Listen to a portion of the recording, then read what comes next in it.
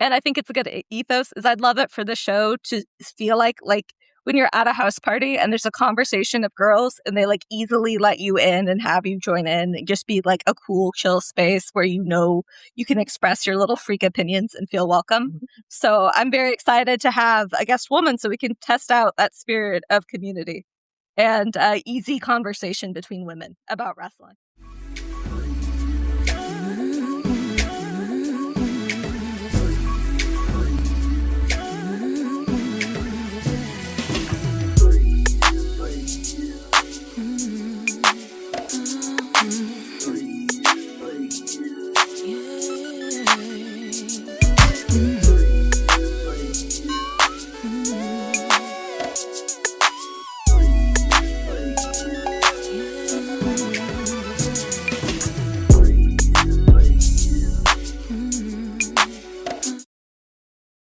Hi, my name's Dee.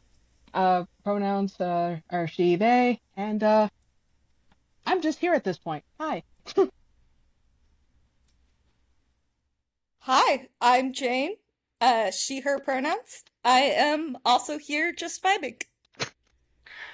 I am Wooster. I am she, her, and I just consumed an entire piece of pizza in a hotel room by myself, so I am probably just existing at this point as well. You are listening to the commentary booth, platformed by Doc on the Prescription channel. We think that there's magic in women gathering together and celebrating community and building a community together when we talk. And so we're going to do that for the next 45 minutes to an hour together. This week's topic is going to be about fandom. But before we do that, we're going to open up like we did last week and say, is there any media that you consume this week that you'd like to discuss? I have one. Oh, but you go first. No, you go first. No, I'm gonna drink some water. You go first. Okay, well, I have 2.5 because I'm a horrible little overachiever like that. One of which I want to talk about, but I know it's really pretentious, is I saw a bunch of really great art exhibits this week. I saw the Metropolitan Museums of Art show about Raphael and MoMA's show about Duchamp. They were both fantastic. I am not crazy about either artist. I find both of them kind of boring. Raphael, because unfortunately he is like the third or fourth best artist of the Italian Renaissance, and Duchamp, because conceptual art is one of those things that it's hit or miss, and at a certain point it really does feel like it insists upon itself. But both of these shows were like really excellently curated, and it really like showed you an insight about how they viewed their art and their work, and how their life affected their work, and how their work affected their life. Which is probably one of my favorite things in the world, and something for me to consider while I, think about wrestling. It was Duchamp was obsessed with commercialism. He worked at like a copper plate store and he made trading cards. All I'm saying is I think there's a space in wrestling for the world's first Duchamp themed professional wrestler. And then the other piece of media that I consumed that might be easier for other people to talk about is Olivia Rodrigo had a new album. And I thought it was good. I have Olivia Rodrigo's like one of the first major artists who's younger than me, so I always have like a bit of a complex when I listen to it. But I just think she does such a good job of encapsulating a certain moment in her life. Even though I will say, although I did like this album, I'm like, man, I just can't imagine feeling this way about a man and being Olivia Rodrigo. Like, she's like, I feel so insecure because you know all of these cool girls in college. I'm like, babe, you're literally Olivia Rodrigo. But stupid song, still a bop. So I got to go to Amsterdam for work several years ago, and they had this castle dedicated and was built for the purpose of stuffing a bunch of Dutch artists in it. And Vermeer is my favorite artist. Hell yeah. And the Milkmaid is my favorite piece of art. And so I dragged my boss through like 2 hours worth of that castle, and he was ready to give up. And I said, no, I have to find this painting first. And I did. and you can see like the like royal blue, the texture from the paintbrush, like you can see the curves of that, like it goes up Mm-hmm. over, it's not flat. I almost cried. Mhm. So I totally understand, or we're both pretentious. I can admit that. But yes, I totally understand. And I also understand because I went to school for art. Hell yeah. That's why I was kind of laughing about the Duchamp thing. Is like you probably saw the one where he was just being like a really weird habitual line stepper. The one where he signed it R Mutt and it was literally just a urinal. Yes, that was the fountain was there. Although we've the original fountain is lost for time, Really? which is interesting. Yeah, we can't find it. He made a new one though, but he had very specific which brands the person who had to buy it and then fake his signature could get, which is also just really funny. He I Oh, also love he wasn't as famous. He had to leave everything behind in World War II, and his star had kind of waned. mm. So he made his own museum, which was like in luggage. And it's like my entire oeuvre in like 67 mini pieces. And he included like a tiny plastic urinal. I'm like, I'm so sorry, Marcel Duchamp. You would have loved Twitter. You would have been such a good poster. Such a good poster. Oh, And then Wooster, have you ever read that book by Tracy Chevalier, The Girl with the Pearl Earring? Not The Milkmaid, but if you're looking for historical fiction about Vermeer, I did like it. So I have not read that, but I did watch the Colin Firth movie because he's one of Ooh. my first loves. So that's probably how Ooh. I got to. That's not true. I got to Vermeer because I studied 6 years of art in middle school and high school because I did not want to take choir. But And you chose wisely. yes, yeah. So I love, before we move on to D, I love that you said we can't find the fountain, like you're on the committee. I'm on the team. I'm on the team. it was a very personal mission at that time. So D, what did you consume? Let's see. Actually, was it since I had a day off last week, I finally made it a point to go to the movies. So I went to go see Okay. Backrooms. Oh, hell Yes. yeah. That was such a good movie. They really actually, oh, the fact that Kane Pixels is only 20 years old. It's like I appreciate him, and yet I'm also spiraling. It's like, bro's doing this at 20. Yeah. What? How? Olivia Rodrigo. Yeah. Get older now. You should stop being this age. It's like, please stop being Had you prodigies in front of us. How dare you? had you consumed any Backrooms content before you saw the movie? Yes, I actually was it? I watched the initial stuff that Kane Pixels did on YouTube, and the fact that he did, all of that, his initial stuff in I think in Blender and a couple other programs and everything. It's like the fact that he was able to almost repeat that with A24 money. Yeah, Yeah. yeah, there is like so much untold, like undiscovered talent on YouTube with like these analog horror creators. It's like, yeah, Blumhouse and like A24 needs to be reaching out to, to them because there's so much good stuff that gets left by the wayside, just because of the platform that they're on. We gotta put a pin in that for our fandom discussion. Okay. Oh wait, I have a question. Shoot. Also, sorry, I talk a lot. Um, you guys are both millennials, right? Yes. Yes. Um, I'm in my late 20s. Did you feel like it was an accurate portrayal of the time period? Honestly, yes. Because with one of the characters, it's like I think it was set in like the early 90s, I believe like Hmm. 1991 or something like that. Some of the things used, like even with the furniture or whatever, I remember seeing like specific furniture sets. Like it was like a dead-on representation. It almost felt like somebody just pulled like that little minute, you know, ancillary memory just out. It's like I remember this, and I think that's the Hmm. concept of like liminal horror. The idea of like you feel like you've been here before, but you haven't. So it's like a sort of like a mental displacement that you kind of sort of can't reckon with, which is a different type of horror. I know people try to do like unsettling, but that is one of the things I liked about it. So I'm going to answer that by saying, my this is also my piece of media that I consume this Hmm. week. I'm traveling. I'm traveling for work, so I'm kiddo free this week. So I traveled 20 minutes to go to the closest movie theater Hmm. here, and I just happened to hit at just the right times that I could see back rooms Hmm. Hmm. and then wait about 20 minutes and order the biggest pretzel I've ever seen in my life. Um, and then watch Obsession. So I watched two Oh, Ooh. movies last night. nice. Yeah.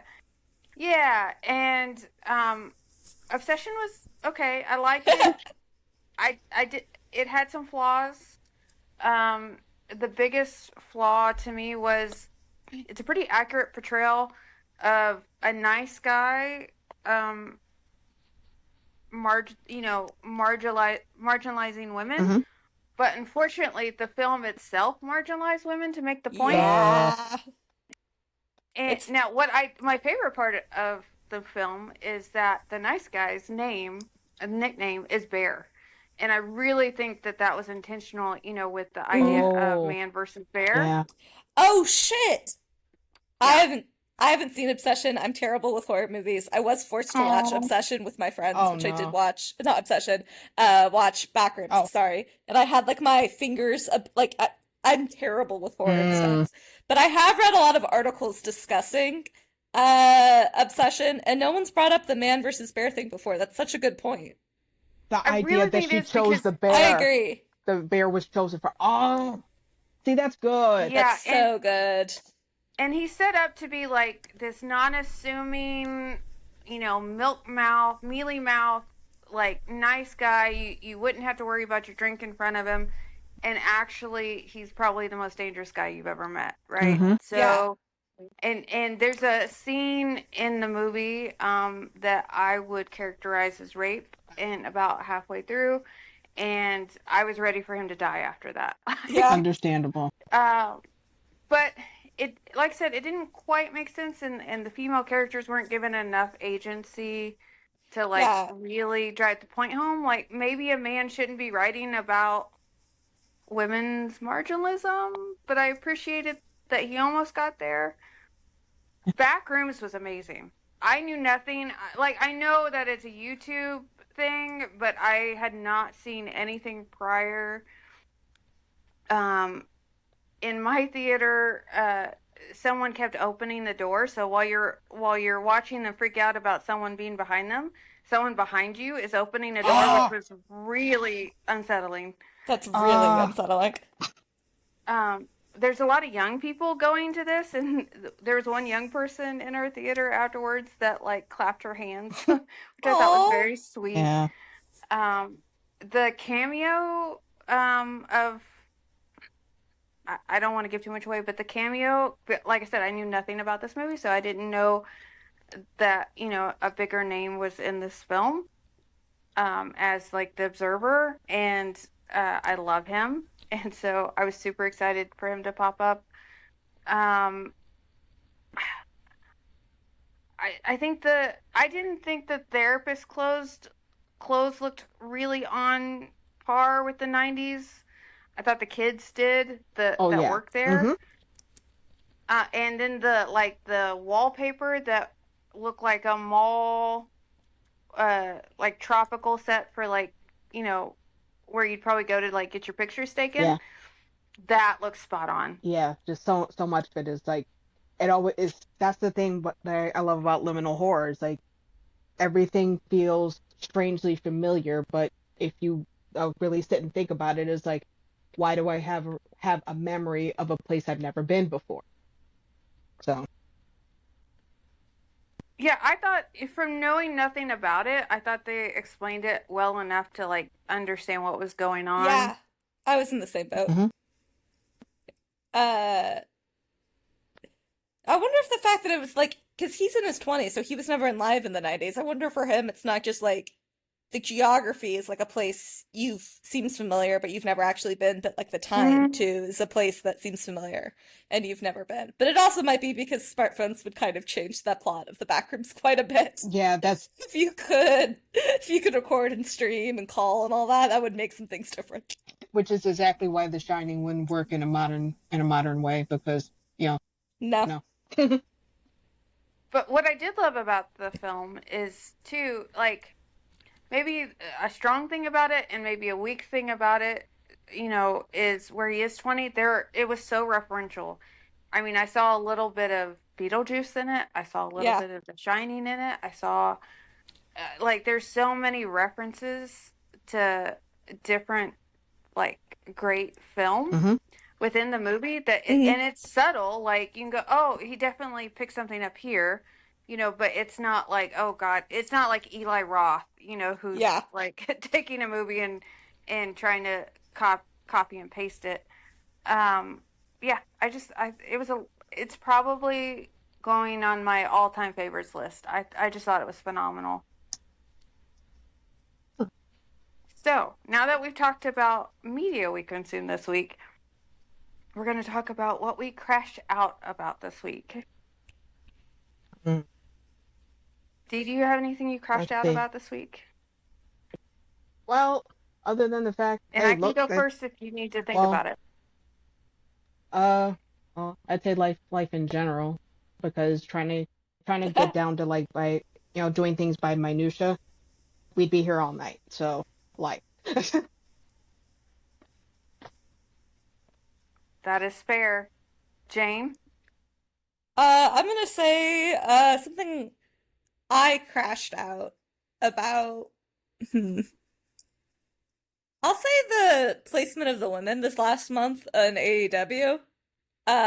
Wednesday especially, I thought it was just so egregious. I have people who are on a Discord or follow my Tumblr know that I post this quite a bit on Wednesday, but like, does Tony Khan know how 1.5 hours long 1.5 hours is? 1.5 hours is so long. You could watch My Neighbor Totoro. You could watch Watermelon Woman. You could watch the TV edit of Clueless. Like, to go 1.5 hours in between women's matches, like you get one in a not great spot in the Dynamite, and then you have to wait until Collision to the next women's match, which is also placed weirdly. Tony Khan, please. Tony Khan, please, I'm begging you. I want to see and hear women. Please. So mine is also wrestling related. When I went to work this morning and told everyone excitedly that I had time to go see 2 movies last night, my coworker tonight said, "Hey, do you want me to take you out to dinner?" I said, "Well, you can, but I got to be back by 7:30 so we can record." And she's like, "Well, it's just you said that you went to 2 movies, and that just made me really sad for you." What? Why? I guess because I was alone. I said, no, like I have a 4-year-old. I was thrilled to be by myself for 5 minutes. And so then I said, it's okay. You don't have to take me. I really have to go back to my hotel room by 7:30 because I'm going to record a wrestling podcast. And she's like, wrestling? You mean like WWE? And I want to be like, no, not like WWE. But I politely said, no, we watch AEW. I've had a lot of people send me clips of Danhausen because of the Knicks. Oh. And you can't respond by crashing out, but don't you in your heart every time you hear people talk about a company that is like, it is so comedically evil to me. I did not understand how evil, like, I work in like a very corporate financy world. Yeah. I'm used to very evil companies. Like I'm not like naive about it, but there's so much different evil in such stupid ways in WWE. Just this week there's stupid shit with WWE with the UFC fight thing. Like what the hell? How? Right. It's like when people say, there's levels to this, it's like it wasn't meant to be a challenge. It wasn't. It really frustrates me how much of a monopoly that they have on wrestling that it's like Coca-Cola, right? Like it's Yeah. everyone's first idea of what wrestling is. And until like AEW has to find a way to break through that where people recognize that they're there. Mm-hmm. And I got thinking about this, and this is probably going to feed into our topic. So our topic is wrestling fandom. I kind of hate their commercials. Like, it's just they'll show people in like a pretty black background with some colors, and then they'll show them like doing some wrestling and say Dynamite on Wednesdays. I don't think that's going to attract anyone. If they made like a fan video that highlighted a storyline for 60 seconds, like if you would have highlighted Tony Storm Oh yeah. as she stripped down and told uh, Mariah May, how could you think that I've forgotten? People would watch that. Like, if you just see an ad for people spinning around and hitting each other, you're going to get the same reaction you always get. Oh, that's wrestling. That's beneath me, right?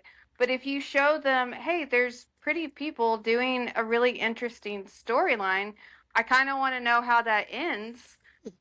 Like, if you'd show 15 seconds of Hangman telling Swerve, you deserved having your house burnt down. Like, somebody might tune in to watch that, but no one's ever going to know any of those things happen if they don't put them in the damn commercials.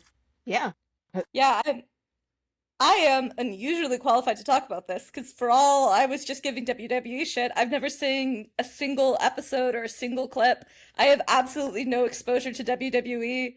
I don't know what many of the WWE wrestlers like look like. Like I have no idea. I am so far siloed from WWE. Oh, But how I got into AEW was a combination of I was in Dallas at the time and there was advertisements for AEW, and Anthony Bowens was the Grand Marshal of our Pride oh Parade yeah. that year. So like it was like it had enough familiarity that I started to have like recognize the words, and then I saw a gift set of Hangman on his knees on Tumblr, and I went, ooh, maybe I should check this out while I clean my closet. And here we are, a year later. I am now on a wrestling podcast. So what we're saying, AEW, is you can do both. I like the cool matches. I like the shonen-esque fights and the flips and all that. But you can also show like some of the personality of like what's going on too. I think what makes wrestling so great is, to quote Roland Barthes, who I'm gonna probably find a way to quote every single episode we do this. It's all excess. It's all spectacle. It's so much fun all of the time. And you don't get that fun from their advertising and the way they've tried to reach out to people so far. I'm with you on that. Yeah. Oh, because if anything, if they actually tried to market it commercial wise like the way that they do for actual shows, well, not to be diminishing it Hmm. to AEW, but like episodic, Yeah, like TV shows. right, like yeah, just show it like you're giving hype to an episode, which it is, and people think wrestling is a thing that is just like so far like removed, as in one thing happens, that's it. So to at least like show parts of like, hey, there's actually more going on than somebody just taking a very suspect pile driver off the top rope. Uh, Yeah. but yeah. I mean, look at the growth of hockey in this last year, which was primarily, a lot of it was driven by women fans because, like most sports, like it's pretty uneven. Mhm. And there were people who got into it because of heated rivalry. Right. And I think there's people now who go to hockey games even without the looming specter of Yowie, although then they were disappointed by the fact that hockey players are in fact hockey players, Oh, and they're all universally terrible people. I felt so I'm sure bad. some of them, yeah, people were surprised. I'm like, oh, you gotta watch the PWHL. It's on YouTube. It's great, but go on YouTube. But anyways, like I think if they could, hey, I only learned about heated rivalry from like fan edits and New York Times reporting. Like, I think if AEW, that's like a way they could expand their demographic reach. Because right now, like, part of the problem is, I think a lot of wrestling fans now know about AEW. So it's just like people who are casual and people who've never seen wrestling ever in their life. Mhm. And instead of trying to get to the former, I really think they should be trying to make more inroads with the latter. And all I'm saying is hire one of Tony Khan, download and install TikTok, go find your favorite heated rivalry fan edit, and reach out and make them have a Hangman Swerve or a Tony and Mariah edit. Like, you're leaving money on the table, my man. That's an excellent It is. point. I have started so many shows just based on the algorithm showing me or someone I've subscribed to showing me a fan edit on YouTube of pretty people and then go, oh, who's that? I want to see more. Right. Yeah. So that goes exactly into our segue. I was thinking about this today. I think, we talk a lot about special little guys. I think all sports in their own way, gives an 100%. opportunity, yeah, to special little guys. And so you're not going to have historical. Dee and I probably have historical special little guys. Jane, who are your favorite special little guys and gals? So to me, part of the core of a special little guy, it's not just like a person you think is like good and you like, but like a deeper level of compelling. Like I do think like, look, Hangman is great. He's not my special little guy. I just think he's really good at his job. Wheeler Yuta does not have the same opportunity to shine. He is never gonna have the world title, and I am obsessed with him. He is my number one horrible, terrible little boy. A lot of the AEW I've watched, I really need to go back and watch from the beginning. I haven't seen Hangman Kinney. I haven't seen a lot. I haven't seen a lot. I have seen the Tony Mariah feud and the Hangman Swerve feud. But besides that, I haven't really watched a lot of historical AEW unless it involves professional wrestler Wheeler Yuta. Number one, terrible special little guy. And then I'm always happy when I see Chris and Marina on my screen. I feel like Chris is like blurring the lines a bit with special little guy because I also think she just wrestles good, but she's not great at promo. And I'm gonna jump the gun a little bit. Her Death Riders arc was one of my favorite things I've seen in AEW so far, and Marina I just think is a very attractive woman who makes me laugh every time she's on screen. She's just hilarious. And even when people are like the things that they are doing are technically bad, I'm like, but have you considered? I love them. I appreciate that logic. Tell me about y'all's. I want to hear. I want to know who the historical special little guys are too. So go ahead. Nah, you go first, because I actually have to think. So my historical would be Macho Man Randy Savage.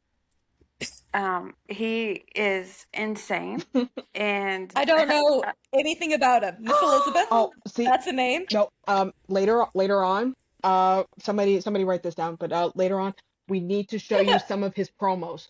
That man, his promos are god tier. Okay. Oh yeah. I'm taking notes. Cream of the crop. Cream always rises to the top. Oh yeah. I can't tell if you're fucking with me right now or not. No, that's 100 absolutely. Is it good? Is it good? Yeah. Macho When you say Man god Randy tier. Savage is the greatest of all time. Yes. I'm listening and learning. Randy Savage is the type of person, or was such a special wrestler, that as soon as you bring him up, whoever you're talking to is going to give you their Randy Savage impression. Mm-hmm. And they have one. Yeah. See? Shut up, Larry.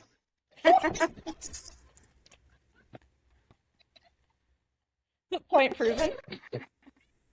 That was very good, though.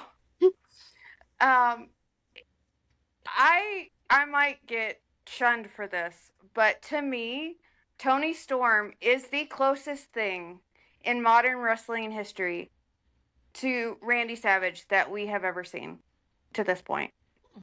The the spectacle, the completely living and breathing her character, her ability to speak nonsense and make it art. She is a living embodiment of Randy Savage to me, character-wise. Didn't And go ahead. didn't Randy Savage have a plot line with his valet, Miss Elizabeth? I have not watched this. I have read feminist critique of professional wrestling, however. Similarly, Tony Storm has her romances too. Like that's another Yeah, trope. so my favorite wrestling match of all time, and so I think all my questions are going to get jumbled together, but my favorite wrestling match of all time is and Larry and BJ covered this on the Prescription podcast. I encourage anyone to go back and listen to it. Is I think at WrestleMania, they had a retirement match, and it was Randy Savage and the Ultimate Warrior. And you don't know who any of these people are, but Randy Savage was a heel, and he came out with Sensational Sherry, who is one of the best managers of all time, a fabulous female wrestler, died way too soon. And then Miss Elizabeth and Randy had been separated. And she's out in the middle of the crowd, very, anxious about what's happening to Randy. And Randy loses, and so he has to retire. And Sherry is beating the absolute living hell out of him for losing because she has lost her money ticket. And Miss Elizabeth, who jumps at a spider, right? Tiny little thing, jumps the barrier, runs down, throws Sherry out of the ring. They reunite. He picks her up on his shoulder. They're in love. The people in Indianapolis are weeping. There's kids and women crying. I cry every time I watch it. I love that match so much. Yeah, we need to get Hell yeah. you introduced to at least some of the old school wrestlers. Other ones, you're not missing much, but Randy Savage is a big one. The thing is, it's such a good flex for me able to say I've never even seen a clip of WWE, but I do want to have historical context more than I want to be able to flex. But still, Yeah, fine. Well, you watch a clip of WWF, you don't have to worry about Yeah, WWE. it's okay, yeah. literally the before times. So then my other favorite little guy historically would be Rey Mysterio. He is the reason I will always hate John Cena. Did he beat John Cena? Oh wait, no, did John Cena beat Rey Mysterio? What's Yeah. the beef? So about 15 years ago, the title had to be vacated or something, and so they did a gauntlet that night, and Rey Mysterio had to fight 3 guys, won the title. First, I mean, he's a tiny little man, 5'2" maybe. He's a luchador, and he won it. First time, I think the only time he's ever won it. Super excited. John Cena comes out, says, I deserve a chance at that title. And Ray goes, yeah, you're right. And so they wrestle right then and there. His 4th match of the night. John Cena beats him, takes the title. What? I will never forgive him. That's I think John Cena's whole thing too is he was never heel, and then they kind of teased heel, and then they didn't. He didn't do that shit as a heel. That was a face move. It was a face move. I'm 2 years special little guy. Yep, I've hated him ever since. And then I was foolish enough to watch that Suicide Men with John Cena. Enjoyed the whole movie, and then he killed my favorite character, Joel Kinnaman, who is also my special little guy. It just opened the wound all over again. Fucked up. Fucked up. Who are your current special little guys? So I did not know who Adam Page was before I started AEW. I got to see him live in 2019 and don't even remember it. That's how much I did not notice him at all. And then as the show progressed and he got the tag titles, and I noticed that he's so subtly good that he elevates whoever he's with as soon as he gets in the ring. And then, the Brody Lee thing happened, and watching him grow with the Dark Order, um, the all not all cowboys wear hats promo is one of my favorite moments of the company. It's another thing I cry every time I watch it. So he just slowly like embedded himself in from his vulnerability and the storyline that was being told and the quality of his wrestling for me. Chuck Taylor is also a special little guy for me. The whole best friends, Sue, Trent's mom Sue, like I loved all of that happening.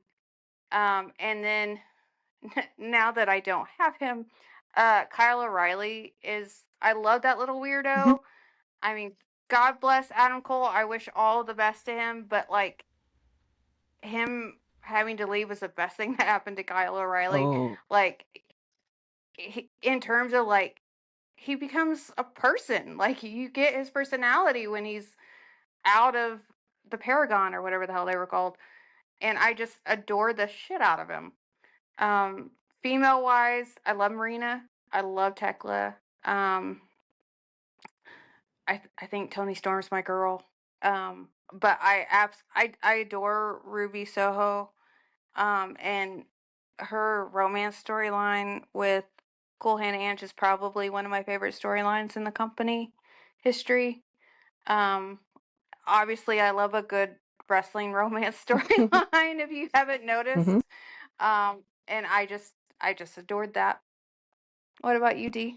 Let's see. Since you mentioned historical, listen, I was talking about this off pod, so I can bring this up. Shawn Michaels, he was mine growing up. Yes. So yeah, I was with him ever since the whole thing, what he did to Marty Jannetty, kicking him through the barbershop glass window. Once I got over the initial shock, Yes. it's like, you know what? I think I'm okay with this. So I don't know who Shawn Michael is. What's his deal? Oh What's my his shtick? God. let's see, Shawn Michaels, HBK, the Heartbreak Kid. He was literally the quintessential, like, you know, ladies' man, bad boy archetype. So think about it. But also a little gay. Yeah, yeah. It was like in the early '90s where they were weird about this sort of thing, but not that weird, if that makes sense. It, I was just old enough to remember like the phrase metrosexual, which is I think like a guy who women want to fuck and that other guys think that that's gay, that women want to fuck them. And I did read on Reddit that apparently Vince McMahon came up after watching Dancing with the Stars, a guy who was like, oh, well, he has to be gay because he's a ballroom dancer because he dances with like not clothed, beautiful women. And I'm like, I don't really understand heterosexuality, but I'm What is glad they're enjoying it. He barely But it does not understands it. surprise me. It does not surprise me that Vince McMahon is. I'm gonna make a pretty boy who the women love. That's kind of gay. The worst part about it, the whole metrosexual thing was, you know what the main thing that like that was like the whole like difference, if we're being honest? Basic hygiene is literally just Hey, basic hygiene, or just like, taking a little bit more care of yourself. Somehow that, it's stupid internal misogyny. It's like, oh, that guy must be a little bit gay because he's taking care of himself. No, they don't want to smell like a family pack of ass. Huge difference. well, we all know that taking care of your appearance and caring about your appearance is a woman thing, and to be a woman is the worst thing you can be. So if a man does anything that's associated with a woman thing, then they must be gay. Yep. QED. It was just like some Olympic level pole vaulting away from logic. Yeah. But yeah, Shawn Michaels was my historic one. Current, I kind of got a couple, but my very first one when I got back to AEW was Max Caster. So Hell yeah. yeah, yeah. So because my partner had shown me AEW clips every so often, because I think it was around like when lockdown was going on, so he'd show me, it's like, hey, AEW Dark is on, watch it. And this was the time there. I guess he was still like refining his freestyles and everything. And he sent me one where they were gonna wrestle Eddie Kingston, and he said that Eddie Kingston looked like a pack of Newports. I was crying laughing for like almost 10 minutes straight. I was like, why did you do it? Why did he say that? And why was he right? So just right then and there, it's like, okay, you're funny and you can go. All right, let's see where this goes. And it's been kind of a tough road being a sane caster girly. I want to preface that because Yeah. I've seen some things. But yeah, so it's kind of hard to be sane of a special little guy you don't see much on TV. But I said that's one, and I can just run through the other ones real quick. Uh, was it Swerve? Definitely. I still have some days I want to fight him because like, bro, you're doing too much. Keep it up. And another one that I absolutely miss, and he needs to hurry up because David Finley is running amok in his company. Jay White. Mm. I miss. You just love to be tortured. Yeah, it's evidently so. It's like why do I pick like great people and then things happen to them? It's like Is there a way we can get Cope to be your special little guy so we see less of him on AEW TV? Like, I this is what I'm learning. I am not climbing up on that cross. You are not getting me up there. I've seen how movies like this end. No. But yeah, those are my guys. And for the girls, I would definitely say Marina. She has absolutely grown on me. Yes. Tony, uh, She's so cool. yeah, Mercedes actually took a little bit for me, but once I started like getting where she was going with stuff, it's like, oh, she's great. She's literally the type of person that can like absolutely wreck everything. It's like, no, no, she's fine. She's fine. Like it's okay. No, this is none of your concern. That's how Mercedes is for me. This is one of the things. Mercedes to me was someone, I mean, I didn't hate her, but I didn't really think much of her until we started getting some of the Mercedes crash out, and then it really clicked with me. I will also say Athena is someone who, like, I love it, but she's a pathetic little girl failure and, like, throws tantrums when she doesn't get her way, and also is just a complete beast in ring. And if anyone out there is listening to this who's ever considered professional wrestling, maybe consider how failure is compelling and how losing and failing and that can create compelling and resonant characters and character arcs.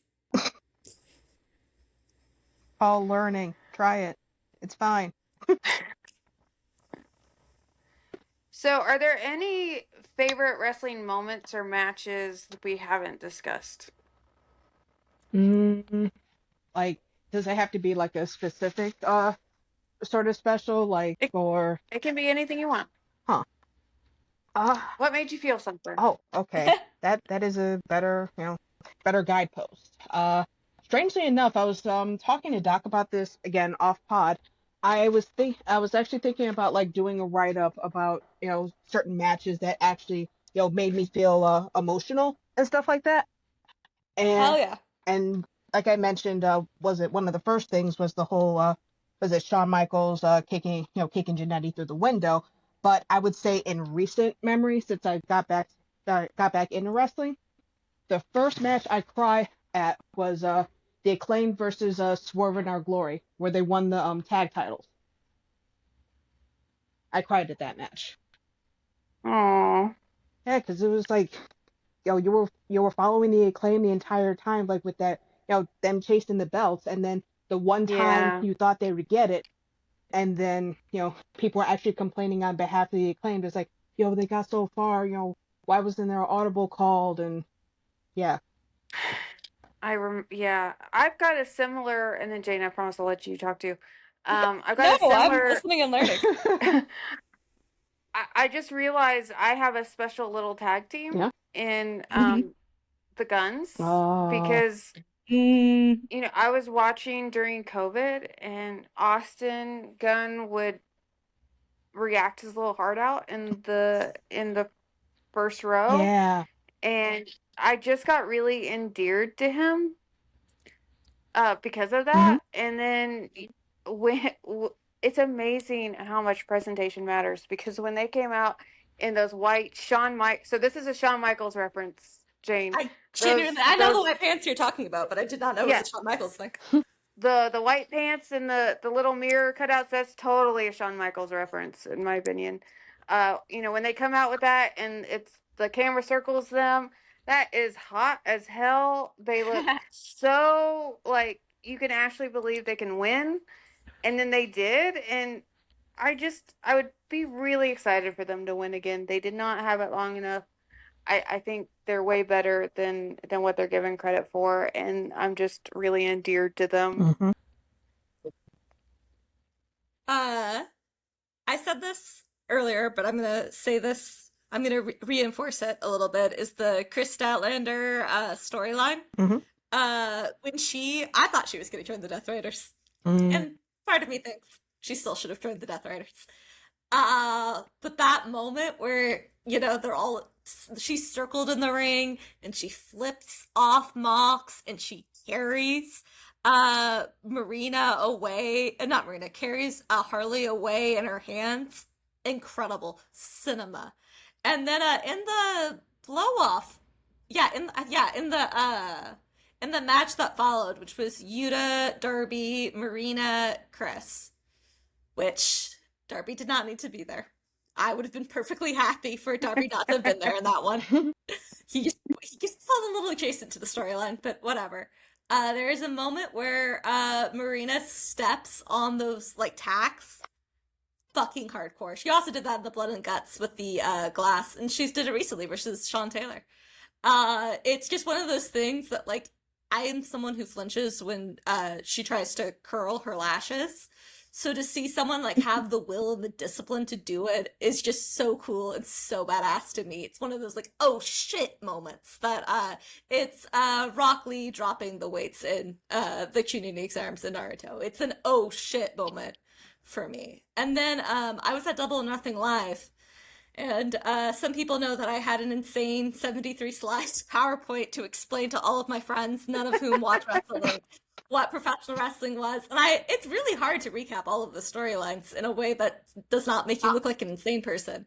And my recap of what the Take Okada match was going to be, because I haven't really seen New Japan, although I do know who Jay White is and what he did in New Japan and how he relates to David Finlay, which is really impressive for someone who does not know who Shawn Michaels is. It truly is. Really know Randy Macho Man. The hierarchy of wrestling history to me is AEW, some New Japan, occasionally Stardom, occasionally CMLL, nothing else. But anyways, what I was gonna say about I was like, are my Fujo glasses on too tight? Are my like being a fangirl and being engaged by the relationships, sometimes implied to be romantic or at least sexual? Well, not at least, but you know what I mean. Like, is that taking too much of my focus and I am, creating shadow puppets and I'm not really engaging in good faith, I think fandom is great. I think it's an extra layer on top of things. I do think sometimes people replace the thing itself with the fandom and the fandom characterization. Mm-hmm. Batman. I've got a lot of thoughts about how Batman fans and Bat Fam fans in particular do this to an extent that drives me insane. But when I was making my PowerPoint slides, I'm like, am I emphasizing the Kyle Fletcher of Take versus Okada too much? And then Kyle came out at Double or Nothing. I was like, oh no, he's gonna kill Take. And then they hugged and he looked genuine affection between the two of them. And then he did kill him. For realsies, actually, this time. And my voice was hoarse for 24 hours after screaming that loudly. I mean, holy shit. What a moment. I am the type of person when I'm watching a rom-com at the end, I'll scream, "Go get your man, honey." And when Kyle Fletcher came out, I did scream at the TV, "Go get your husband, honey." And then he broke our hearts. Yeah. But how can you not be romantic about gay divorce? Wrestling at the heart of every wrestling narrative is you're standing across the way from someone of the same sex, and the way they touch you is going to change your life and who you are forever. How could you not be romantic about professional wrestling? Happy Pride, y'all. Happy Happy Pride. Pride, y'all. Look, if wrestlers want to be straight, they need to embrace intergender wrestling. But until then, I'm so sorry. You're all assigned homosexual. They're all assigned homosexual by the narrative. So that leans nicely into my favorite moment I haven't talked about. And I will probably again be put in the corner for mentioning this because everybody always craps on it. But the barbed wire death match, exploding barbed wire death match between, was it Kenny and Mox, where Kingston comes out at the end and sacrifices himself for his friend. I cry every time I watch it. I know it didn't do what it was supposed to. I know it was a pitiful little poof instead of what it was supposed to do. But to me, that doesn't matter because the point was that Eddie Kingston didn't know that it was going to screw up. He thought it was going to explode. And so he was willing to sacrifice himself for his friend. And to me, that is beautiful. And it's a wonderful moment. I have seen people, common men, on Discord who complain that AEW is just full of stories about grown men debating whether or not they want to be friends with each other and what that means.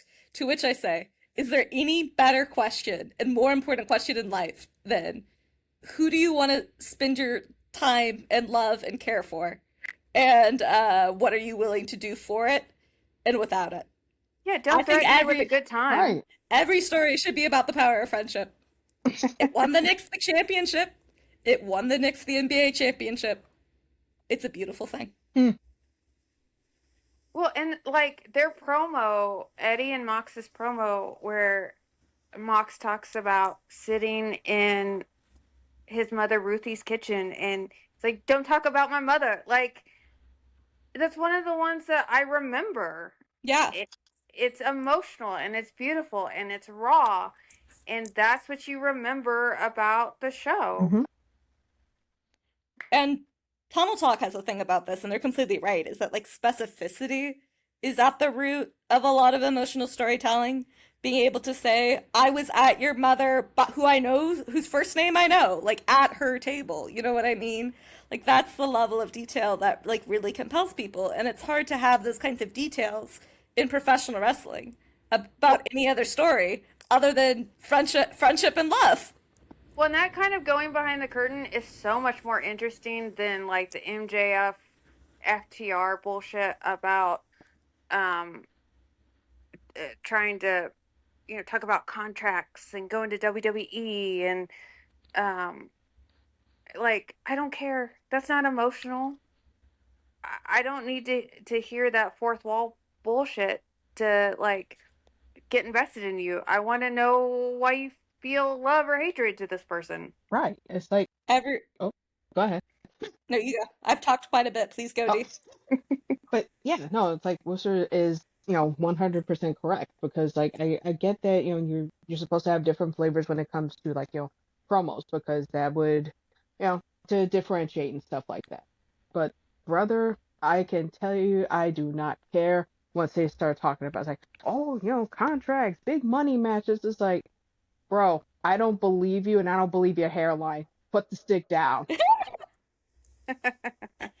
I do think that every wrestler has to go before every time they pitch a story, they should have to fill out a little box that should say like, what do I yearn for? What am I willing to do and not willing to do to achieve what I yearn for? And depending on results, how will this change? How will this change my relationship with myself and at least two other wrestlers? You know what? You bring up an excellent point because, God, what were their names? The two little guys that came out in green jumpsuits at the very beginning, and one of them's still here, Evans and Helico. Helico, yes. And Evans had mentioned that part of the reason they never got farther than they did is because they did not know how to promote themselves and like come up with an interesting way to book themselves. And so, a lot of times you have to go to an agent or Tony and say, "Hey, I've got a storyline here. Can we do it?" And they didn't know how to do that. Mm. And like it would be, I think it would be so beneficial to them if they had those little worksheets at the gorilla position, and you can pick one up and you can like write it for yourself, and you know help organize your thoughts so that you could actually go to Dean Malenko or whoever and say, "Hey, I've got an idea. Let's teach this guy how to promote himself." Hmm. Worldwide Wrestling Second Edition. If anyone would like examples of character sheets and that have some of these kinds of questions. And I will say, like, when we're talking about money, like a good example of this to contrast, MJF's like money thing is like the Young Bucks and how the Young Bucks did their whole like arc with the EVP shit. And also, then they lost the money. And then they had to decide, well, what we really want is money, but also we want respect and we're tired of being treated this way. And they were willing to do, they were willing to maim Jet Speed, but they weren't willing to hurt Kenny Omega. And so they gained back their level of respect, which is what they really wanted, not the money. But and it propels the story. But narratives are all driven by change. All wrestlers need to not be afraid of changing things, and this is why MJF and Cope are cowards. You So gotta this change, man. You gotta this change. this leads me to my last favorite, and then we'll go into the next question if you're ready. Lover or hater, what Britt Baker was doing, especially during the COVID years, was fantastic. And what she did exactly what you're saying. Like from week to week, she built on her character, and that role model character that she built from week to week was so interesting and so entertaining. And just watching her grow from like a really backward green baby face into a heel that was sure of herself and knew who her character was and knew where she was going was so interesting. And I felt like I watched her do that, and so she was my special little guy at the time, because like you watched that progression, you felt like you were a part of her progression. Mm. I know I'm preaching to the choir, but that's why I was really interested in Mox when he was doing his downfall shit, and now I've been fairly anti-Mox when he won the C2, is it was interesting to see how he was changing and how his character was changing. And then we all kind of we made a full 360 and walked in the same direction we were walking in earlier. They have got to go back to his Eddie Kingston evil little guys tag team they were about to do before he had to leave. Like that was so interesting. It would have been so fun, and they've never gone back to it. Mm. You gotta be willing to change, but Continental Champion Moxley isn't that different. I mean, it is, but also it's not between like Champion and Moxley. Yeah. Okay, so that drives into I think our last question. Dee, you said something that really resonated with me the last time, or well, our first podcast, the last time we did this. You said that the Hanger and Swerve feud created an artistic renaissance for fans. Mhm. And I think part of the reason why, well, any show that gets a huge fan base, but I think part of what is attractive about wrestling is that you can create art on top of it, right? So artists like Mel Coleman make great prints that, like, I've got a few of Rob Schomburger's in my bathroom. I make fan art now. Alex Ann finally taught me into making fan videos. How does it all feed into each other, and why do you think the Hanger Swerve match kicked a lot of that off? Let's see. If anything, I wouldn't necessarily just say, like that the Texas Death Match. I think that's what like gave it, that sort of like bigger push. But the initial thing of Swerve messing with Hangman, So it was the idea that somebody actually made it a point to just like, I've crossed oceans of time specifically to bother you. Uh, no, because it makes sense because it's like the last time you saw Swerve at the first All In was in that casket. And I remember somebody asked him on Twitter one day, it's like you look kind of rough, when was the last time you slept? And he said August, and All In was August. So the fact that I think that's when he started doing like the eyeshadow and stuff like that to look like he was sleep deprived. So Just to sneak in on you, and maybe this says more about me than anything, but I have crossed oceans to bother you might be the most romantic thing I've ever I heard. was just thinking how romantic that was.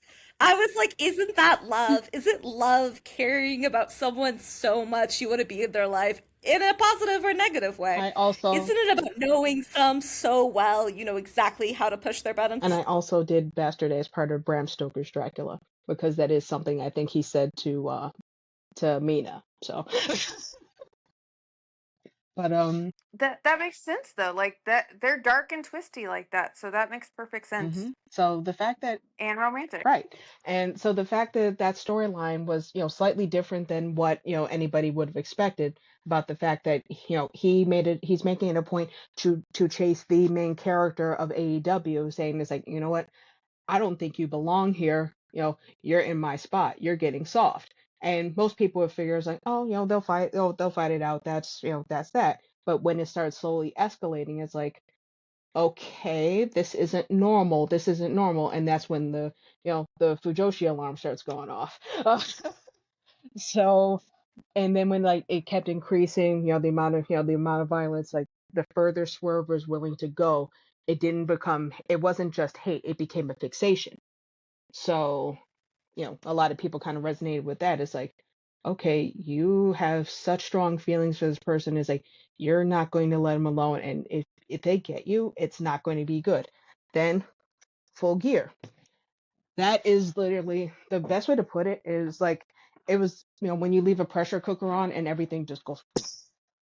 That was pretty much the ignition moment where everybody's like, okay, all right, something in me just clicked, and I hope I don't get like some sort of strange hyperfixation out of it. Too late, we all did. Uh, but I think it really is the fact that for something that brutal of a match, that it seems like a lot of women ended up actually liking it more than some men, which I really find interesting. Oh, absolutely. Yeah, it's just I oh, go ahead. you opened a pathway in my brain of, do you think maybe all, because a lot of the commentary at the time was like, oh my god, you can't make a match like that, how can women watch it, right? And all the women were like, give me more of that, yes please, right? We were howling at the moon. do you think that do you think that maybe the, oh my god, we have to protect the women, because historically it has been, was a cover for the fact of, this match made me feel too much emotion. It makes me uncomfortable. Hmm. That Definitely a little bit of column A and column B. Yeah, same. Because to put it as just like, one clear thing over another would actually like be kind of diminishing.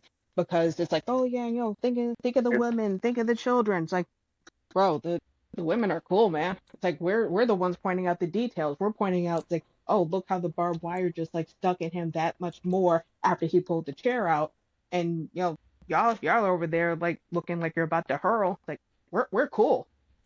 You sort your stuff out.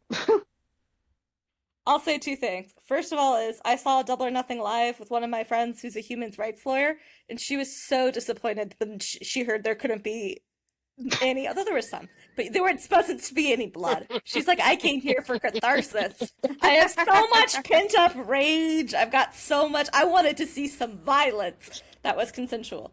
So And I'm like, her Texas you're death so right. matches should be good.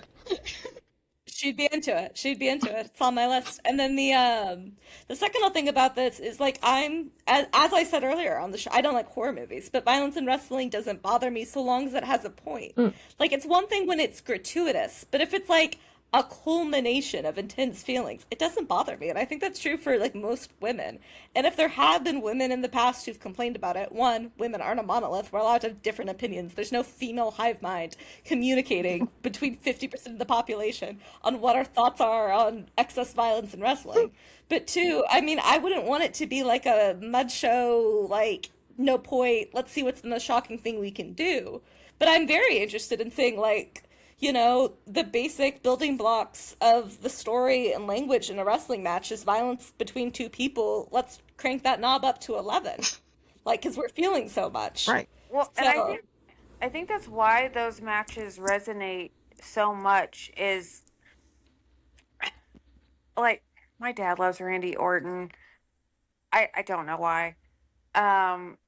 So I've watched a lot of Randy Orton matches in the past, and like when you watch a WWE blood feud, I think there was one with him and Cena where they were supposed to hate each other, and then they go out and they wrestle a completely normal match, Mm.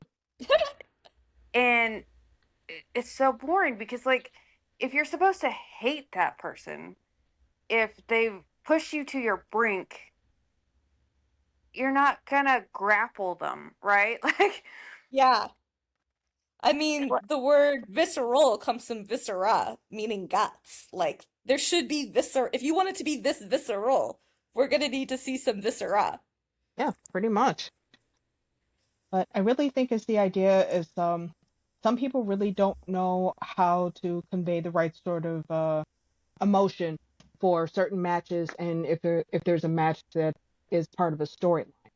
That's why I appreciate was it the Elite, Swerve, and a bunch of other wrestlers that actually do like the micro expressions while in the ring. It's like their moves tell a story too, but seeing the frustration on their face, looking like I'm they're happy that they're in control, just little stuff like that, and that sort Tony, of attention is really really cool. the Tony Storm Mariah May storyline, which I did not unfortunately watch live. I did watch the YouTube video like covering all of it. Mm, Like you could see the emotions, and it couldn't have ended in any other way other than a violent match. right. And I'm with you that I think that sometimes men can't handle their feelings, but emotions are coded as feminine, and so a man expressing something that's feminine coded makes you gay, whether it's being metrosexual because you have basic hygiene skills, or it's it's gay to be like, wow, I feel uncomfortable watching this. Like because they can't express it, they have to make up a hypothetical person to express it for them. So they have to say when they don't like a hardcore match, which everyone has their different taste and Hmm. opinions. They have to make up a woman to express this opinion because it'd be gay if a man's like, I'm a little bit uncomfortable with blood. Yep, it's like somebody think of the women, or my not so favorite. Well, somebody think of the children. It's like, bro, like, they're cool. Some of them have like a lot of weird formative memories, but I assure you, if anything, they're just gonna be like, hey, Dad, why are they all red? Blood. Are they okay? Cool. Yay. That's it. But speaking of weird formative memories, you were talking about Swerve versus Hangman and how it drove like a boom period of artistic creation. Yeah. We were talking about Full Gear, I think. Mm-hmm. I have watched Hangman Swerve. I watched the YouTube timeline rivalry video thing about it. So, but I wasn't part of like the fandom or anything like that when it was going on. Okay. Now that's fair. But the match itself, yeah, absolutely bloody, 100%. But the thing that absolutely pushed it over the edge was it when Swerve got busted open and Hangman grabbed him by his hair and ended up drinking his blood and spitting it in the air. That was pretty much That like, was so fucked yeah, up. that was like a joint neuron activation. It was like, oh, okay, yeah, that man is a vampire, and then it's like away went everybody. So it's like there was a huge They are fluid bonded. exactly, and the thing is, they actually kept that up after the match too. When Hangman was still on Instagram, he was actually like was it showing pictures of the event and everything, and he says you're with me forever now, and Swerve said something along those same lines too, and they're like, oh, these men actually admit that they actually have they have a bond short of just the blood. It's like, okay, this is different. The, these men are gay, good for them. No. So it was Well, almost sort of like that, because you know that was a conduit, but it showed that men were willing to feel emotions while still having the conveyance of violence, and still acknowledging it's like, yeah, all the times I ended up messing with you, you fundamentally changed me. I don't think for the better, but quite possibly for the worst. We are terrible for each other, but we will always be drawn back to one another. That's pretty much what it was. well, and he's never been the same since that blood drinking moment. Like when he got the belt at Y'all In, he didn't come back right.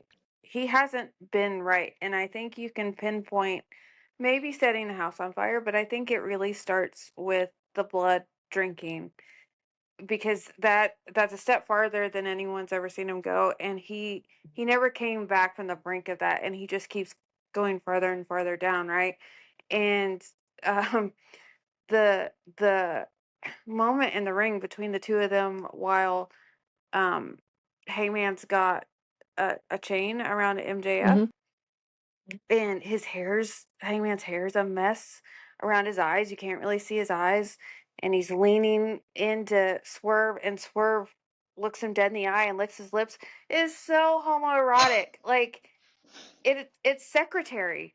I mean, it's that undercurrent is really there, and if you're someone that makes fan videos or fan fiction, you better believe that moment got idolized in all kinds of art. I'm sure. I know I did. Yep. So yeah, because talking about the whole fluid bonded thing, there was I know a lot of fic about both of them being vampires. So as somebody that also has the fixation, on vampirism, all that other stuff, that that actually does lead a lot of people to figure it's like, okay, you know, who you already know Hangman drank Swerve's blood. What if it was also, some of his blood was drunk by him? So now they absolutely have a connection, which would explain, the one time both of them showed up together with chains without talking to one another. So, by fan, by fan logic, writer logic, it's like, oh, you know, they share, they are talking, telepathically because, blood bonding. Yay. So that's the thing, is like having something that you enjoy and able to parse it in another way to something else you enjoy actually, helps to derive like a greater pleasure out of it. So it makes you I will understand like connections and things like that. I will say, pushing, I mean, not completely, but a little bit pushing back against this narrative is at least with my own fan work experience, which involves fan fiction, which I will never talk about in depth because it makes me cringe to the core. I No, know, it's Jinsey, kill the part of you that caring is cringe. Kill the part of yourself that's cringe. Don't kill the cringe. It makes me cringe. I'm never gonna go that much into detail, it's all right. but I can't do it. Respect and love to you lovely ladies and our audience. I will die. But I've always been more interested in fandom with like the things that aren't showed and aren't seen. Mm, And like the angles I want to explore, but I don't feel like the direct narrative is going to give me. And the thing about Swerve Hangman is I've never personally been compelled to make, uh fan content about it because like well, everything I want to see is in the ring. You know what I mean? Like, okay. I don't want That's to, a good point. I don't need to see them having, they fundamentally changed who each other are as people. Like, them kissing. I mean, kissing is such a de-escalation from drinking blood. I mean, it's a step down on the king chart. I'm laughing because you're right. So, who would you use as an example of um where you don't see it on screen? connecting with some of my earlier thoughts, I've read a lot of Wheeler Yuta fanfiction, which is all about exploring his internal character Oh, logic and dynamics and what his feelings are, and that's never going to be portrayed on screen. I've given up hope. That man is never leaving his cult. uh, But thinking about his thoughts about the cult is interesting to me, and that's like a thing I like to see and perhaps have explored myself hmm, in fan content. Or like interesting character interactions that we don't see. yeah. You know what I mean? Hmm. I would love it if wrestlers would talk with each other. I'm so curious to what they would say to each other. Yeah. I think that's why I kind of miss like old school was it Being the Elite? Because sometimes, you would get like Yeah. weird little like continuations of storyline and things like that. So it's like, oh hey, I'm familiar with that. Cool. So little stuff like that. I don't watch it, but I did see that in Speedball's Speedvlog. Like, there was a scene where they and Takeshita were commiserating over their evil ex-husbands. And I was like, see, I love this shit, and I would love to see it on screen, maybe. And if not on screen, I'd love to write a story. I'd love to read a story about like, well, what's that conversation like in catering? I understand that. You are going to love babyface Takeshita. You will. He's great. I will. I love Takeshita, period. Oh, you'll. People are like, oh, he doesn't have that much of a character. I'm like, well, he's really attractive and he wrestles good. The character stuff adds to that. I'm not saying that that doesn't drive me or isn't compelling. It isn't worth exploring. I'm just saying in terms of me, how often I check my phone on screen. Like, you can just start there. That's Okay, I think we have talked about a lot. So, is there anything else that anybody wants to bring up before we take a question from the men? uh, And possibly a question from the women tonight. yeah. And if any non-binary people would like to send us questions, we take them all. I think we're good. Please, questions. All right, Larry, hit us.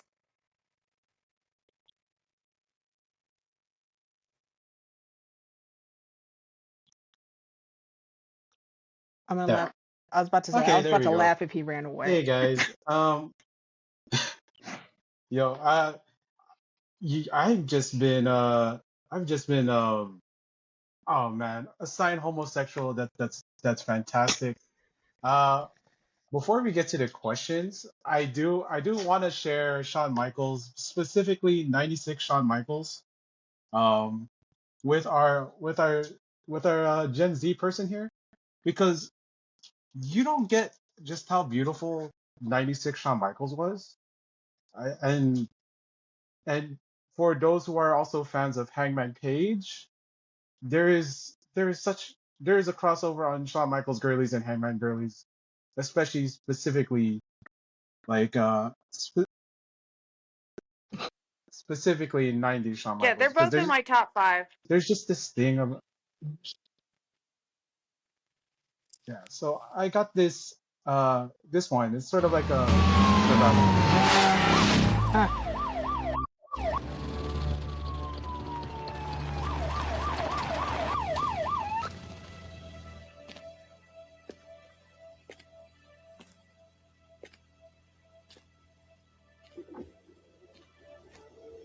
Something wrong, officer?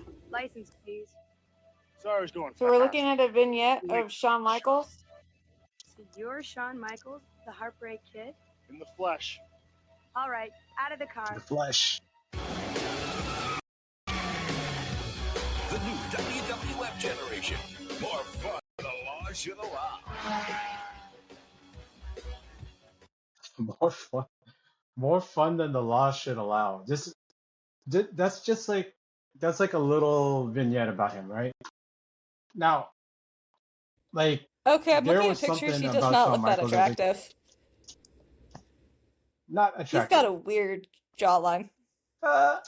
Hello. Oh wait, no, I picked the druggy Shawn Michaels. Forget about it. But I do want to Hello. say this. Uh, I love this so much, and I have I'm a comment on this sorry. Oh, on this whole thing no. about Okay. Hello. Hi.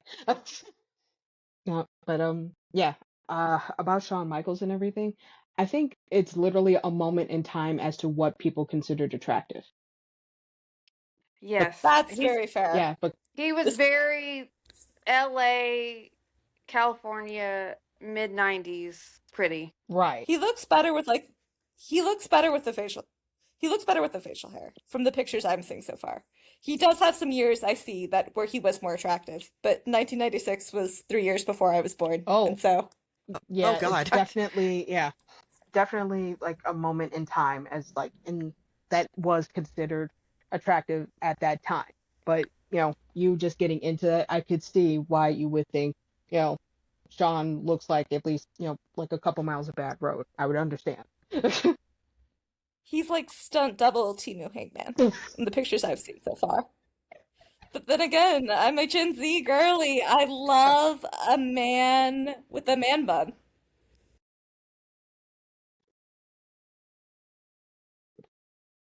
Whole thing about Tony Storm being this generation's Macho Man Randy Savage, on point. My gosh.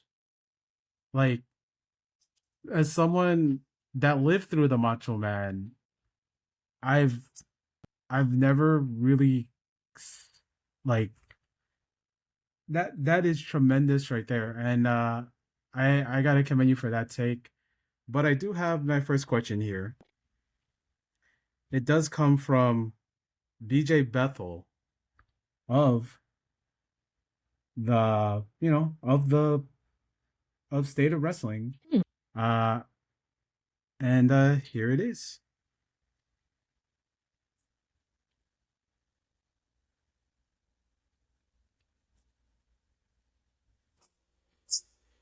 Hi, everyone. My name is BJ Bethel, longtime listener, first time caller. Ignore that beeping sound in the background. It's just my heart monitor. I just wanted to ask you guys a question, or ladies, I should say, a question. I want to know, who is your favorite actor or film that you're embarrassed to admit?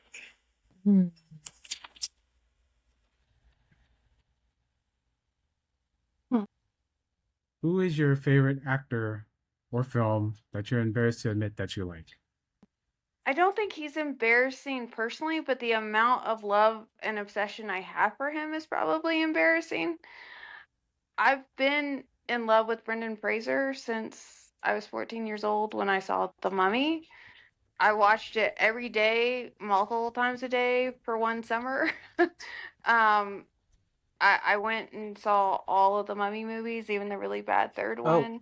When when I was in middle school and high school, I would take a little picture of him and put it in my purse for like prom for good luck. Like I was obsessed. I think that's just logical. Brendan Fraser in the 90s was just peak guy. Like between The Mummy, Airheads, and George of the Jungle. George of the Jungle was made for the female gaze. Exactly. It was right. great. It was. It absolutely Oh was. man, I personally am it's hard. I think the most shameful thing I'm into that I feel most embarrassed about admitting is how much time I spend on professional wrestling. But to answer this question, it's kind of similar to a question that I know Brett Goldstein has on his podcast, Films to Be Buried With, where one of the questions is troubling boners wearing white-ons, which was moments in movies that made you feel aroused that you weren't sure that it would. When I was in middle school, watched with my gay ex-boyfriend. He wasn't my ex-boyfriend yet at the time. That came in high school. But we watched the movie Skyfall. There was a scene involving James Bond and Raul Sylvia with some bondage going on. I was like, I don't think I should be feeling this here right now at this moment. Similarly, before I came out to my mom, we watched Carol together, and with Kate Blanchett, and I think even if I hadn't come out, my mom would have probably realized watching me watch Carol. She describes it to this day as enraptured. So it's not so much that I'm embarrassed by either of those things, really, but I think when you're experiencing arousal either in an arena you shouldn't, or an arena where people who definitely should not notice are able to notice, that's probably the closest I get to like shame about something I find attractive. Okay, that does. Once again, I would say logical with both Carol and the James Bond Raul Silva. The Daniel Craig Bond movies leaned pretty heavily into the like sexual menacing via the bad guys between Mads Mikkelsen in Casino Royale and what's his name? I'm blanking out. Who played Silva?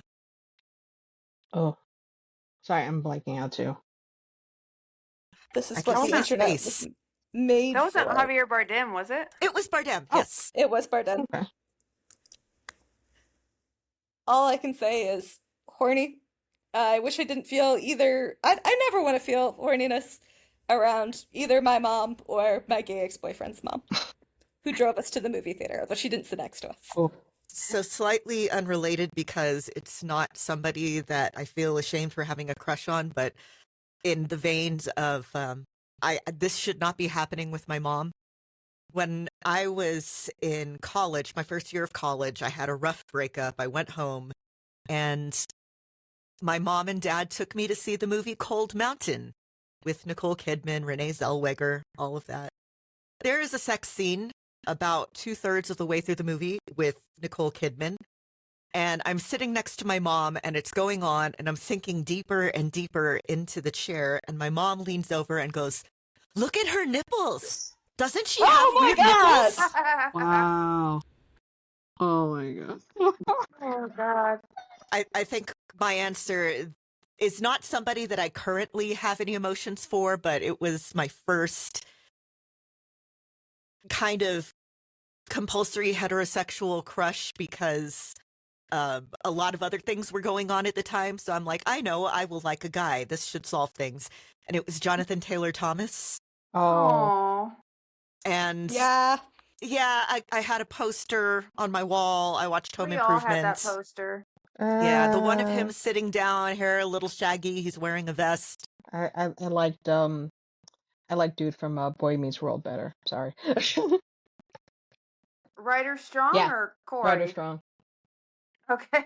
Yeah. I didn't know who this was until I was getting confused with someone else, but very much non-threatening boys. Safe crushes for Yes, non-crediting. and he voiced Simba in The Lion King, and I liked Lion King. So just again, it's kind of the intensity that I held on to that for a while, which is the more embarrassing thing. And I did watch some pretty bad movies with him in it because he was in it. Oh, yeah. That's That 90s Just to bowl cut. interject here, JTT, WrestleMania 11. Really? I did Oh, not know yeah. that. That 90s bowl cut has like made me make some really bad decisions. yeah. No, you don't understand. It's like the 90s again. It's like it was definitely like its own strangely unique microcosm because like Friday it's like Thursday and Friday night, sitcoms pretty much like took up a majority of everyone's time. They would sit down and watch Home Improvement, what is it, like, Family Matters, Boy Meets World, all of that stuff. Step by Step. Yes. Yeah.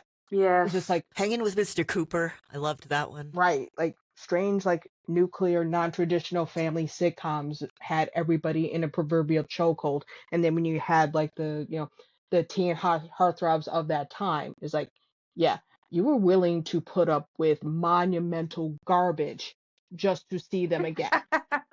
That's like like form other type of locking in. It's like people are not new to this; they are true to this. I will admit, Romeo plus Juliet watching in middle school, I was like, oh yeah, I see why Leo was a heartthrob. I don't get it now, but young Leo was cute. I get it. Young Leo was very cute. He was. Dee, have you told us who you're embarrassed by? Let's see. The worst part about it is like I've been pretty good like growing up about things. It's like, okay, if there's a movie that I don't like, I'm just going to stop watching it. That like why would I want to waste more time into something that would frustrate me? But I can at least tell you one person I absolutely loved and now I'm kind of embarrassed by. Ryan Reynolds. Because one of the first movies I've ever seen him in is still one of my favorite movies to this day, Smoking Ace, with was it Alicia Keys, Jeremy Piven, and Common in it. Honestly, really Yeah. good assassin movie. I've actually like written like so much speculative fiction that I actually want to get published one day off of that type of concept. But Is Chris Pine in that one? yes, Think he is? Yeah. he definitely is in that one. What is it? So I'm I like for me, I was hoping he would go in that more kind of direction because yeah, that's serious. That was my introduction to him. And then Deadpool's like, okay, cool. I like Deadpool. He likes Deadpool. Okay, cool. And then with the internet being what it is, it's like, oh, okay, cool. You and Blake Lively got married at a plantation. I don't like you anymore. Yeah. I know. God. Yeah.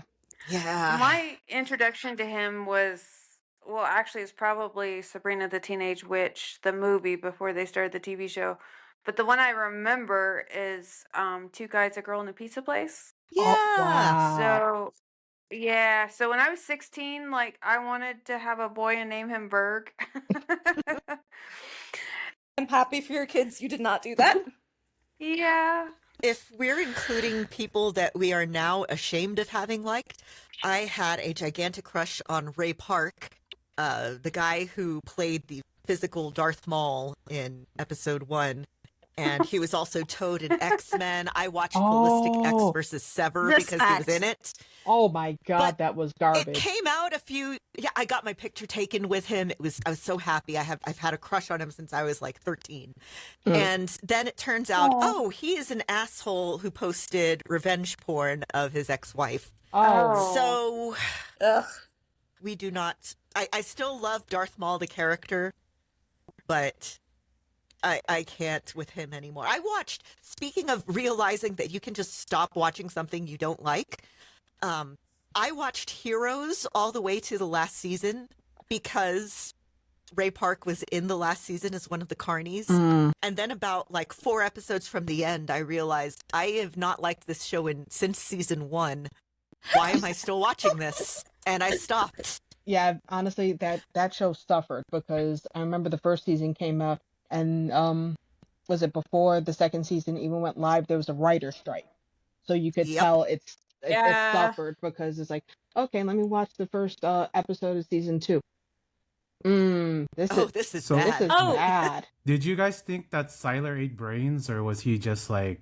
I wish they had let him eat brains. Yeah, that It would was have been funnier when we thought he ate brains. right. It added like another 'Cause, side like- of menace to him, but it's like, oh, that's it. No, he just Because like the looks way at they them did it was because like he studied the brain, and then Yeah. that's how he learned. It was lame. it was Just let incredibly him eat disappointing. brains. Actually, wait, I can answer this question now. Thank you for bringing up the writer's strike because I remember watching Dr. Horrible's sing-along vlog and I Ooh. liked it and I thought it was a great deconstruction of the nice guy because you think that it's like a jock and then like obviously Dr. Horrible, he is in fact horrible. Like he treats her like an object. Yeah. Like, so they're both terrible, and they're both terrible for her. But then now, actually, after all the Joss Whedon stuff has come back, I've now looked back on the movie, and I'm like, oh, that was not intentional criticism, satire. You just don't. Yeah. You think nerds are automatically the good guy, and you don't view women as people. The songs are still good, though. The songs are so good. Bad Horse ruled. Yes. Brand New Day is Laundry one of my Day. favorite shower sing-alongs. Yeah. Oh my gosh, I'm so sorry about my connection, guys. I think Lauren did introduce herself, but I guys, just this hopped is in. Lauren. Sorry, hi. Oh, okay. I'm Lauren. So, guys, this is Lauren. She has a podcast. I podcasted with her, and some of the other. Well, I think Persephone did actually record with her. But I just wanted to introduce you to to you guys because she is probably also one of my favorites to have on here because I listened to her show and she's done the show and I think she's wonderful. And I think the whole concept of this of bringing on women to do women shows with other women who have not similar tastes, but it's just a space for women. Even though I'm invading it right now, I'm so sorry about that, guys. It's just I just thought she would be a nice fit just to have like be the first question from the women, which is Oh yeah. I'm Yeah. hearing it and I gotta say, to quote another evil conglomeration, not the good conglomeration, ba ba ba ba, I'm loving it. So I'm sorry. Yeah, if I- you're on Blue Sky, I'm on there as Sith Witch. So Oh, hello. hey. Hi. Hello. I said this. I'm hoping this gets cut out, Doc, from the beginning because there's a bunch of weird pauses and stuff. But I do think I do think it was a good comment to pat my own self on the back, and I think it's a good ethos. Is I'd love it for the show to feel like when you're at a house party and there's a conversation of girls and they like easily let you in and have you join in and just be like a cool, chill space where you can express your little freak opinions and feel welcome. So I'm very excited to have a guest woman so we can test out that spirit of community and easy conversation between women about wrestling. Yeah, absolutely. And I know my role in here. It's exactly my role when my wife has her girlfriends in, drop off drinks and snacks, and then walk away. Just smile and walk away. That's my role here. All right, what you got, Lauren? Okay, now I'm on the spot and I don't know what to say. Oh. What was the conversation before the question? I hopped in and there was Shawn Michaels discussion. Oh. Oh, because I didn't know I hadn't seen Shawn Michaels before because I have never watched any of WWF or WWE.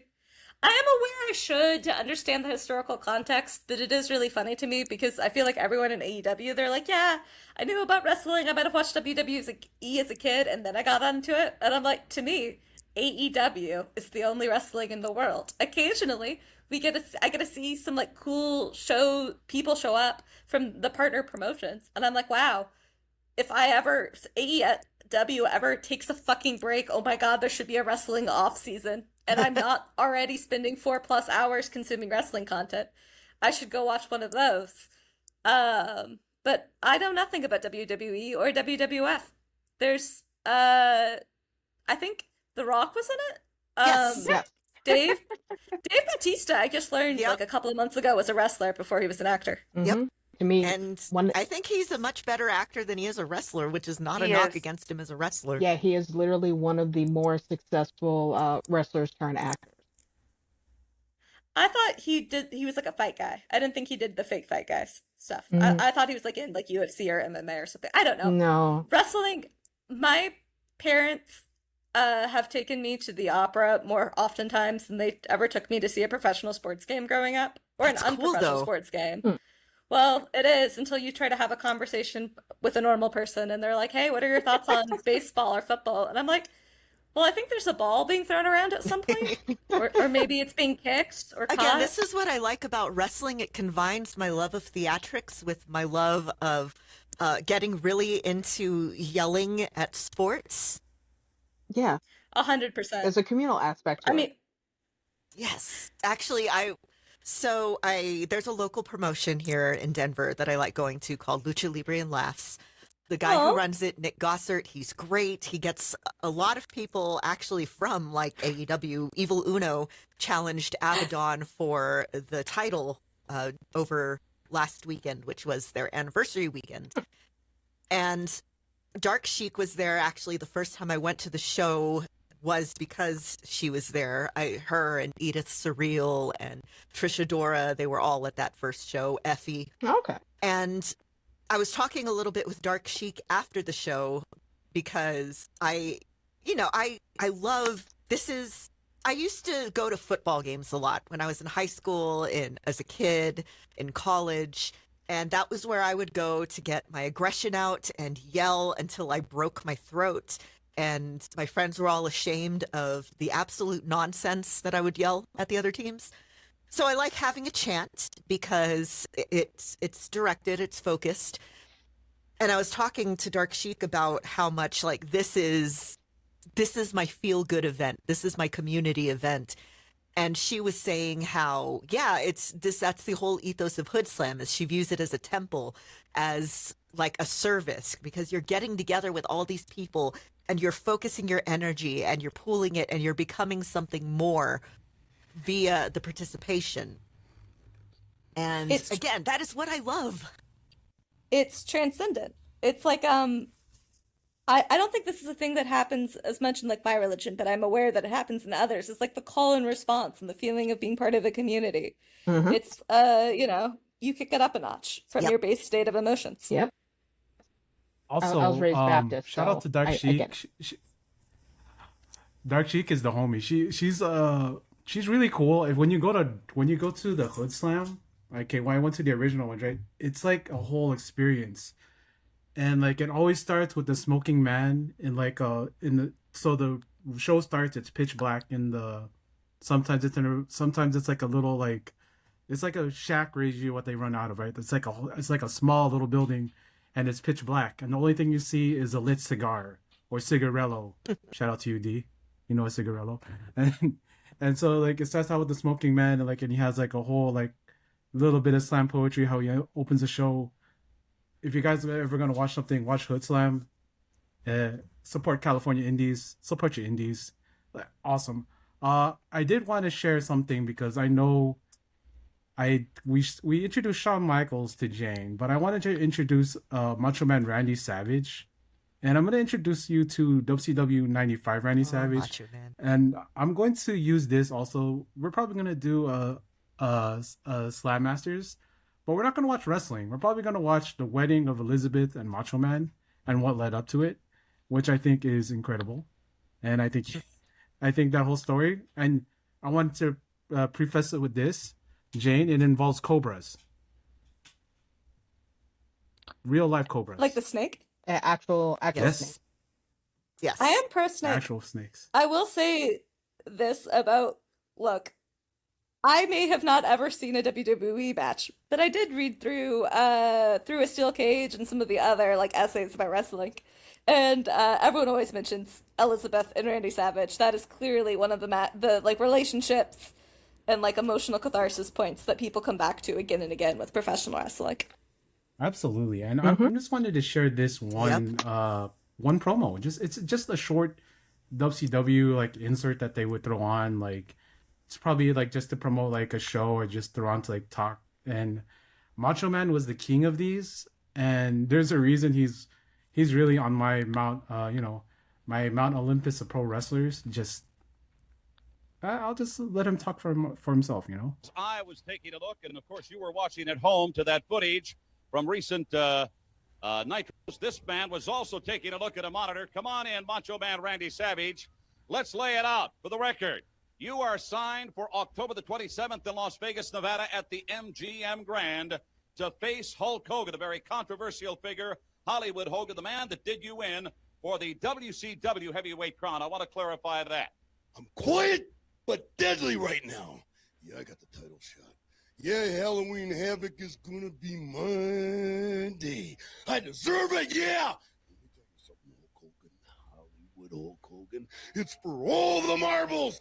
I might only have one in my head, but I'll guarantee you it's going to be the scariest match of the century. Because I'm going to take you apart piece by piece what's ever left after War Games. Because nobody cares. I don't care. You don't care. Nobody cares. So let it happen. Okay, I have a new exciting conspiracy theory. Well, I do care. I really do. Do we think that Macho Man Randy Savage is the time-traveling child of Juice Robinson and Tony Storm? And that is that fall ball. You got the giant, the man we just... Look, if we can rock with a signed homosexual, we are making that canon right now. That is amazing. You know what? I think that I would like to subscribe to your newsletter. Yeah. It's like the charisma and passion of Tony and like the specific, I mean, Tony's also obviously unhinged, but the specific unhingedness of Juice Robinson, like that intense, like manic unhingedness. Oh, Wow. I do see it. I do see why he's your special little guy, Wooster. Like, Aw. he's got charisma. we need to show you For days. some other promos that he's done. There's one where he literally pulls out a small a little small like plastic trash can and everything, and he was just like slowly pulling things out of the trash can. And it was a towel. It's like, well, Tito Santana, look at Here it is. a crying towel. Got a crying towel for you. And the way he got rid of the garbage can, he just little pap on the bottom of it, and it just pops out of frame. And it should not be that funny, but it is. And he just keeps I found the link to it. That man is like, no one could really promo like him. It's impossible. He was something special. He was Yeah. a lot of fun. Yeah, he was. Him and Jake the Snake taught me how to talk to children. Really? And what I mean by that is, I had to do a Sunday school pre-COVID for the youngest was like 2 and the oldest was like 11 or 12. So they were hard to keep focused. But I realized that if you talk real quiet where someone can only almost hear you, they'll stop. And they'll listen. Because they're interested in why you're talking so quiet. That's true. That's actually amazing. Wrestling can be applied to multiple things. That was a tremendous Jake the Snake impression without having to use the gravelly voice of, I'm a snake. You know, you never trust a snake. And sometimes I talk really quiet, so you have to like really come in. And he kind of talks like that in AEW sometimes, where he talks like in that whisper talk. Yeah, I wish the more one guys that I would. Wait, always Jake the remember. Snake is in AEW? Yeah, Yes. he was managing Lance Archer for a while. Then he was managing LFI for a little bit when Lance Archer went to the DCF. And the biggest, he doesn't show up much because he has health problems. Okay. But when he does, it's always great. This man. I don't think I've seen this man. When he first showed up and threatened Cody was amazing. At some point, he'll show up again, and I'm going to be really excited with everyone else. So I'm already looking forward to that. Yeah. I recommend, just for history's sake, you can watch Beyond the Mat and his segment on it. And then that's heartbreaking. Yeah. And then you can watch the resurrection of Jake the Snake. The resurrection of Jake the Snake. Yeah. Afterwards, and then you could watch Dark Side of the Ring with him in it, where they talk about his dad, and you understand. Oof. I was at his Hall of Fame ceremony, and that man can still command a crowd. Like, you could have heard a pin drop when he was talking about how he felt like he wasn't worthy, and I mean, it was amazing to watch live. He is another one that is very, very special. The pain. He was my guy when I first started watching. My cousin, who is a boy and a year older than me, I idolized him as a kid. So that's how I got into Ninja Turtles. That's how I got into X-Men, and he's how I got into pro wrestling. Oh. I would say my favorite was Hacksaw Jim Duggan because that was his favorite. But secretly, my favorite was Jake the Snake because he had a snake. And also the talking. But mostly the snake. I wanted a pet snake. Did you see when Earthquake killed Damien? Oh, God, that's going back. Because for me, and I know D, like we were talking about like these, and Wooster, we were talking about all these like core memories as kids in pro wrestling, and Wooster talked about like how the first wrestler that she saw that scared her was Giant Gonzalez, which that bodysuit. I keep thinking about that bodysuit. You're welcome. And yeah, and like I was thinking of, and Dee was talking about Shawn Michaels, the Rocker breakup, and for me it's always like thinking about Earthquake sitting on Damien, and they always did the replays on that. They did like 2 replays, and the thing about it is it's a kid show, right? But then Jake the Snake, he takes that time and like he gets the bag and he starts like holding it, right? And he starts like, what happened? What happened? Like that part in the punt where the Punisher's like looking around the room, like what happened? But Yeah. Jake is like crying. He's about to cry, and then when he looks and peeks into the bag and sees what happens, and he just like, he doesn't throw the bag away, but like he like puts it down, and he's just like, he's broken up about it. It's great acting. Jake the Snake, man. I love Jake the Snake. That and these are things that I want to talk about with wrestling, and especially because women are more likely to have these conversations of beyond what's happening in the ring. Is there's always this acting part of it with wrestling that comes in, and the live theater aspect and the emotions, and you guys talk about like the latent homoeroticism that is pro wrestling, because now it's canon. Jane, you made it canon. Every wrestler is assigned homosexual in wrestling in the canon, because I love that. That's the only people who change each other are the people you're wrestling, and the only people you're wrestling are people of the same gender. And Speedball. And Speedball, who, as we know, is hoarding the genders along with the green tea.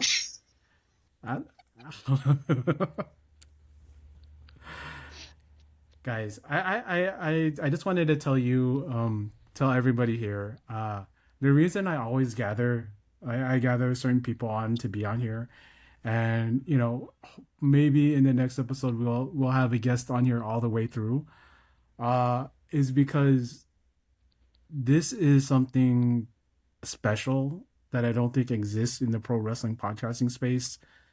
And I know I told you guys this off air, and I know like I'm taking a lot of time on here, but like honestly, just to mansplain to you guys, Doing it again. I know I'm just doing it again. What you guys do, and what I wanted to create here with this, and it's your guys' creation, not me. I just found you guys to come on and do it, and in whatever rotation you guys are in, and you guys heard that on. Because the first time I did this with Wooster, I told her, I think that you are really, you're meant to kind of do this kind of thing. And the first time I had her do a hosting thing was what I posted on Sunday, which was the women panel show. And that's excellent. You guys should listen to that. Listen to the first episode of the commentary booth. And I know I sent that to Lauren, and I told Lauren about like the concept of this show. And like, to me, this is special because what you guys do, nobody else does. And I just want to say I appreciate you guys for letting me sort of Frankenstein this show together. And, really thankful for that. It's one of my proudest moments in podcasting, honestly. Aw. Yeah. But, we are over time, so Wooster, I got you. All right. So this has been the commentary booth. Persephone, we missed you. Lauren, glad to see you at the end. Hello. From me, Jane, and Dee, we'll see you next time. Later. Bye, y'all.